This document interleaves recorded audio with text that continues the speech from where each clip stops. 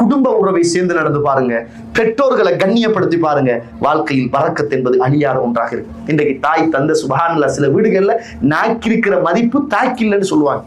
எல்லாரும் பேசுற போது நினைக்கிறோம், கவலைப்படுறோம், மௌத்துக்கு பிறகுதான் நிறைய பேர் கவலைப்படுறோம், கண்ணீர் வடிக்கிறோம். இல்லாம ரஹிமல்லா நல்ல சாலிஹான பிள்ளைகளை தவிர சில நேரங்கள்ல வாப்பவ நீ வா போ, உன்னால எவ்வளவு கஷ்டம், தாரம் தானே, எப்ப பார்த்தாலும் காசி காசி, நான் இந்த அச்சடிக்கிற மெஷினா வச்சுக்கிட்டு இருக்கிறேன், நானும் கூலி வேலை செய்யறேனே, என் பிள்ளைகளையும் பார்க்கணுமே, என் பொண்டாட்டியையும் பார்க்கணுமே, எப்ப பார்த்தாலும் உங்களுக்கு நோய், நான் மட்டுமா பிள்ளை, மத்த பிள்ளையும் இருக்கான் தானே, அவன்கிட்ட உங்கள்கிட்ட உங்களோட உமா பாப்பா உரிமையா கேட்கிறாங்கன்னா சந்தோஷப்படுங்க. அல்லாஹ்வோட பரக்கத் எனக்கு கிடைக்குதுன்னு சந்தோஷப்படுங்க.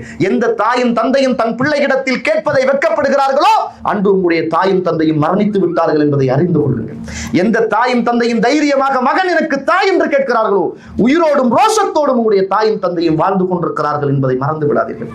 தாயையும் தந்தையும் கொடுத்து பாருங்க, அல்லாஹ் தஆலா ஒரு காலம் குறைக்க மாட்டான், குறைக்கவே மாட்டான். கொடுத்தவர்கள் அதை அனுபவித்தால் தெரியும், அல்லாஹ்வுடைய பரக்கத்தை கண்டுகொள்வார்கள். ரசூலுல்லாஹி ஸல்லல்லாஹு அலைஹி வஸல்லம் சொன்னாங்களே, மன் சர்ரஹு ஐ யுப்ஸத லஹு ஃபி ரிஸ்கிஹி அவ் யுன்ஷா லஹு ஃபி அதரிஹி ஃபல்யஸில் ரஹிமு. தன்னுடைய வாழ்க்கையில வாழ்நாள் நீண்டதாகவும் பொருளாதாரம் பண வசதி சொத்து சுகம் பரக்கத்துக்குரியதாகவும் இருக்கணுமாக இருந்தால் அவர் தன்னுடைய குடும்பத்தை சேர்ந்து நடக்கட்டும் என ரசூலுல்லாஹ்.